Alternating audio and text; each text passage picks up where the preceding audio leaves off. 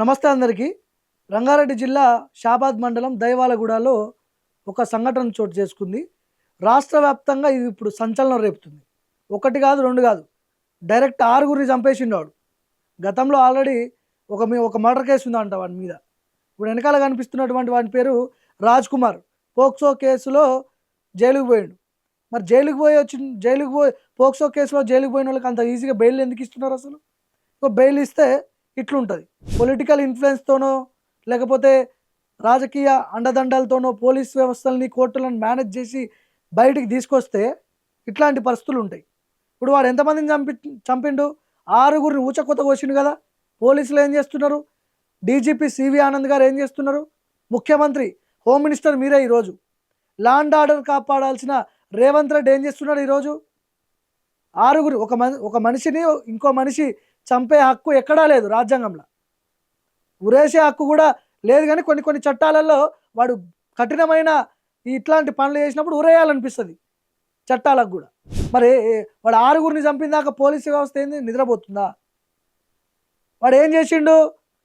శుక్రవారం వాడు బెయిల్ మీద బయటకు వస్తాడు.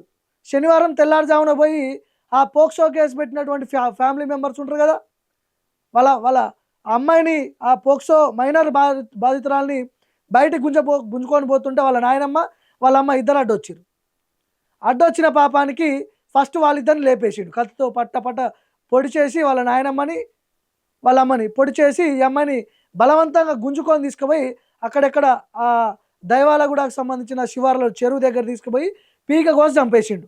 మళ్ళా వాళ్ళ ఇంటికి పోయిండు. ఇదేం రోగం వానికి? వాడు సైకో యాక్చువల్గా. అందుకనే మనం సైకో అని పెట్టుకున్నాం. సరే, పోక్సో కేసు సంబంధించిన కేసు పెట్టిన వాళ్ళ ఫ్యామిలీని చంపిండు. మరి వాళ్ళ ఫ్యామిలీ మెంబర్స్ని ఎందుకు వాడి పెండ్లాన్ని, వాడి కన్న బిడ్డలను కూడా చంపేసిండు వాడు. మనం వాడిని సైకోనకి ఏమనాలి? ఈ మైనర్ బాలిక కుటుంబ సభ్యులను చంపేసిన తర్వాత ఇంటికి పోయి నాకు పిల్లల్ని చూడాలనిపిస్తుంది అని చెప్పి వాళ్ళ భార్యకు ఫోన్ చేసి చెప్పి వాళ్ళ భార్యని, ఇద్దరు పిల్లల్ని, వాళ్ళని కూడా పీక్ కోసి చంపేసిండు. ఇట్లాంటి సైకోగాళ్ళు రోడ్ల మీద తిరుగుతుంటే పోలీసు వ్యవస్థ ఏం చేస్తుంది? 100కి ఫోన్ చేస్తే ఈరోజు పోలీసులు రెస్పాండ్ అయ్యే పరిస్థితి ఉంది అసలు? 10 నిమిషాల్లో వస్తుర్రా పోలీసులు? వాళ్ళు రావడానికి అర్ధగంట పడుతుంది. ఈ ఊర్లలో అయితే అర్ధగంట పైనే పడుతుంది. హైదరాబాద్లో అంటే ఒక 15 నిమిషాలు 20 నిమిషాలు పడుతుంది అనుకోవచ్చు. ఊర్లలో అయితే దారుణం, అర్ధగంట పైన పడుతుంది 100కి రెస్పాండ్ అవ్వడానికి పోలీసు వాళ్ళు. మరి ఇన్ని హత్యలు జరిగింది కదా, మరి జరిగినప్పుడు దీనికి బాధ్యత ఎవడు వహించాలి? ఇప్పుడు హోమ్ మినిస్టర్ కాదా బాధ్యత వహించాల్సింది? చేత కాకపోతే రిజైన్ చేయండి. మీరు ఎందుకు ఉంచుకున్నారు మీ దగ్గర హోంమంత్రి? ఇప్పుడు ఇట్లాంటి హత్యలు, వీడు 6 మర్డర్లు అంటారు. 6 మర్డర్లు కాదు, 7 మర్డర్లు చేసిండు వీడు. గతంలో ఈ పోక్సో కేసు మైనర్ బాలిక తండ్రిని కూడా వీడే చంపేసిండు 1 year బ్యాక్. మొత్తం వీడు చంపింది 7గురిని. 6 అని చెప్పి వార్తల్లో అంటారు. కానీ 7గురిని చంపి ఇప్పుడు ఆల్రెడీ ఒకసారి వాళ్ళ మైనర్ బాలిక తండ్రిని చంపినప్పుడు ఈ కుటుంబ సభ్యులు పోయి పోలీసులకు కంప్లైంట్ చేసిరంట. వాడి నుంచి మాకు థ్రెట్ ఉన్నది, వాడు ఎప్పుడు వచ్చి చంపేస్తాడో మాకు తెలియదు, ఆల్రెడీ బెదిరించిండు, నీ తండ్రిని చంపినట్టే నిన్ను కూడా చంపుతా, నీ భార్యను కూడా, మీ అమ్మని కూడా చంపుతా అని చెప్పి ఆ మైనర్ బాలికతో వీడు బెదిరించిండట గతంలో. పోలీసులు దురుసుగా మాట్లాడారంట. వాడు ఏడొస్తాడు, వాడు చంపుతాడా మిమ్మల్ని, అంత సీన్ లేదని చెప్పి ఎటకారంగా మాట్లాడడం. ఏది ఆ షాబాద్ మండల పోలీసులు? మీ ఇళ్ళల్లో జరిగితే తెలుస్తుంది. మీ ఇళ్ళలోకి వచ్చి ఎవడన్నా ఇట్లనే చేస్తే అప్పుడు తెలుస్తుంది మీకు. పోలీస్ ప్రొటెక్షన్ ఇవ్వడానికి ఏమైందా మీకు? ఆల్రెడీ ఒక కుటుంబంలో ఒక తండ్రిని వాడు చంపినప్పుడు ఆ బాధిత కుటుంబానికి మీరు సెక్యూరిటీ కల్పించాల్సిన అవసరం లేదా? బాధ్యత లేదా మీకు? అది వాళ్ళు కంప్లైంట్ ఇచ్చినా కూడా మీరు చేయలేదంటే ఎంత దుర్మార్గం! ఎవడన్నా ఇన్ఫ్లుయెన్స్ పనిచేసిందా మీ మీద? మరి ఒకసారి తెలంగాణ శ్యామ్కి ఫోన్ చేద్దాం మనము. అటే వెళ్తున్నాడు ఆయన. The person you have called is speaking to someone else. You can wait or call again later.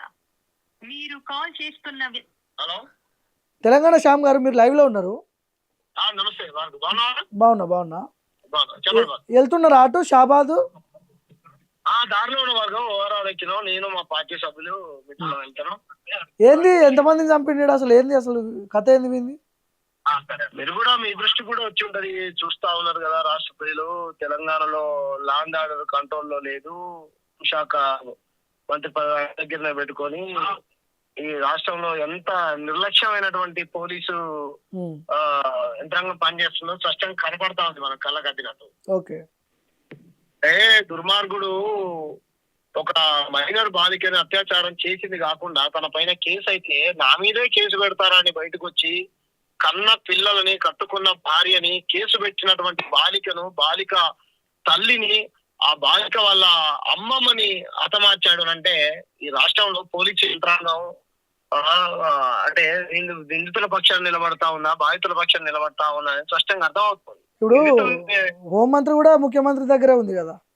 అదే కదా ఈ రాష్ట్రంలో నిన్నగాక మొన్న గంజాయి లావాదేవీల మధ్యలో ఇద్దరి స్నేహితుల మధ్య వాగ్వాదం జరిగితే మర్మాంగా చూసి చంపిండి సిటీ చివరిలో. అంటే నువ్వు గంజాయి కట్టడి చేయలేకపోతా ఉన్నావు, ఇటువంటి క్రిమినల్ ని కట్టడి చేయలేకపోతా ఉన్నావు, హోం మంత్రి పదవి నీ దగ్గరనే పెట్టుకున్నావు. అదేదో కళ్యాణ్ గారికో ఇంకోలకో ఖాళీగా ఉన్న వాళ్ళకి ఇస్తే అయిపోయింది కదా. ఏం పరిపాలన ఇది రేవంత్ రెడ్డి?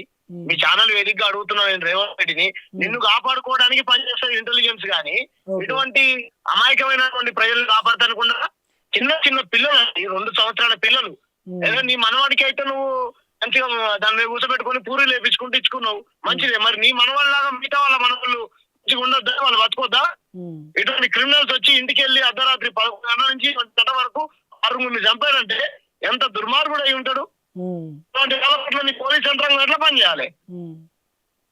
కాబట్టి రేవంత్ రెడ్డి వచ్చిన తర్వాత క్రైమ్ విపరీతంగా పెరిగిపోయి పరిపాలన చేత కావట్లేదు.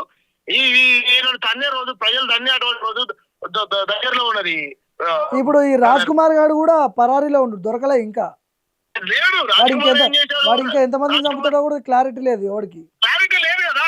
వాడు తల్లిదండ్రులకు రాజ్ కుమార్ వాళ్ళ తల్లిదండ్రులకు ఫోన్ చేసి నేను చచ్చిపోతున్నా, నేను నా భార్యని పిల్లల్ని చంపినా, వాళ్ళని కూడా చంపినా, నేను కూడా చచ్చిపోతున్నా, వాడు చచ్చిపోతుందా లేకపోతే ఇంకెవడన్నా చంపబోతుందా అనేటువంటి విషయాన్ని పోలీస్ యంత్రాంగం పట్టుకొని తెలపాలి కదా. కాబట్టి రాష్ట్ర ముఖ్యమంత్రి ఆయన కుర్చీని కాపాడుకోవడానికి పోలీసులను బందోబస్తు పెట్టుకుంటాడండి, ప్రజల్ని కాపాడటానికి మాత్రం పెట్టాడు. వాళ్ళ మేనమామ రోడ్డు ఎక్కిండు, రోడ్డు ఎక్కి పోలీసు వాళ్ళు గతంలోనే మీ మొగన్ని చంపినట్టు కూడా నీ బిడ్డను నిన్ను చంపుదామని తల్లిని బెదిరించినప్పుడు కంప్లైంట్ ఇస్తే ఎందుకని పోలీసులు సీరియస్ గా వారికి వార్నింగ్ ఇవ్వలేదు? ఇప్పుడు మైనర్ బాలిక తండ్రిని గతంలో చంపింది వీడేనా? గతంలో చంపిండని ఆరోపణలు వస్తా ఉన్నాయి. వాళ్ళ మేనమామ పిల్ల, ఇప్పుడు ఎవరైతే పిల్ల చనిపోయిందో వాళ్ళ సొంత మేనమామ ఎలిగేషన్ చేస్తా ఉన్నాడు. సంవత్సరం కింద కూడా తాగిపిచ్చి చంపినట్టు మాకు అనుమానాలు ఉన్నాయి సార్. ఒక రాళ్లు పేర్చాడంట, 1 2 3 4 5 6 రాళ్ల పైన ఇంకో 7 రాళ్లను పేర్చాడంట. పేర్చంటే నేను 7గురిని చంపినని ఆ ఊరి చివరిలో ఉన్నటువంటి ఆ పొలాలలో 7 రాళ్లను పేర్చాడంట. కాబట్టి వాని మీద అనేక రకమైన వాడు ఆడవాళ్ళ పిచ్చున్నోడంట. ఆ కామంతో కళ్ళు మూసుకుపోయినటువంటి వేదవులకు నీ పోలీస్ యంత్రాంగం ఎటువంటి బుద్ధి చెప్పాలని? ఇప్పుడు దేశంలో నెంబర్ 1 పోలీస్ వ్యవస్థ తెలంగాణలో ఉందని చెప్పుకుంటాం కదా మనం. నెంబర్ 1 కాదు, నెంబర్ బేస్ట్ పోలీస్ వ్యవస్థ ఉన్నది. తెలంగాణ ప్రభుత్వం రేవంత్ రెడ్డి హయాంలో బేస్ట్ గా తయారు చేసిండు. ఏం పోలీస్ యంత్రాంగం అని, పోలీస్ యంత్రాంగం ఆయనకుంటే తెలుస్తుంది, ఆయన జరుగుతే తెలుస్తుంది. ఇట్లా ఆయన కుటుంబంలో ఎవరికైనా దగ్గర అనకూడదు కానీ ఎంత బాధ ఉంటుందో ఆ కుటుంబానికి. మరి ఇప్పుడు వీడు దొరకలేదు, ఎట్లా ఏడ తిరుగుతున్నాడు, ఎవరిని చంపడానికి తిరుగుతున్నాడు, ఎట్లా పోలీస్ వ్యవస్థ ఇప్పటి వరకు పోలీసు పట్టుకోలేదు వాడిని, పట్టుకోలేదు. రేవంత్ రెడ్డి దీనికి పూర్తి బాధ్యత వహించాలి, రేవంత్ రెడ్డి పోలీసులు వహించాలి. పోలీసుల నిర్లక్ష్యము, రేవంత్ రెడ్డి హోంమంత్రి నిర్లక్ష్యం స్పష్టంగా కనపడతా ఉంది బ్రదర్. కాబట్టి మీలాంటి జర్నలిస్టులు మాలాంటి ఉద్యమకారులంతా ఇటువంటి క్రైమ్ ను కట్టడి చేయడం కోసం ప్రభుత్వాల మీద ఒత్తిడి తేవాలి. మనందరం పెద్ద ఎత్తున గలం ఎత్తి మాట్లాడాలి బ్రదర్. ఓకే, రైట్ అన్న, థ్యాంక్ యూ. సో ఇది ఇప్పుడు వాడు ఇంతమందిని చంపి ఏడ తిరుగుతున్నాడు, ఎవరిని చంపబోతున్నాడు క్లారిటీ లేదు, ఇప్పటి వరకు పోలీసులు పట్టుకోలేదు. మరి ఎవరి నిర్లక్ష్యం ఇది? రేవంత్ రెడ్డి నిర్లక్ష్యం కాదా? హోంమంత్రి ఆయనే కదా. పోలీసులు ఏం చేస్తున్నారు? మొన్న కొత్తగా ఛార్జ్ తీసుకున్నటువంటి డీజీపీ సివి ఆనంద్ ఏం చేస్తున్నాడు?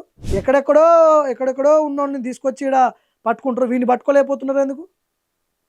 వాడు ఎవరిని చంపినా ఈసారి మళ్ళా రేవంత్ రెడ్డిదే బాధ్యత. ఈ కేసు మనం షాబాద్కి పోయే ప్రయత్నం చేద్దాం తొందరలో. ఇప్పుడు వెళ్తా నేను అక్కడికి.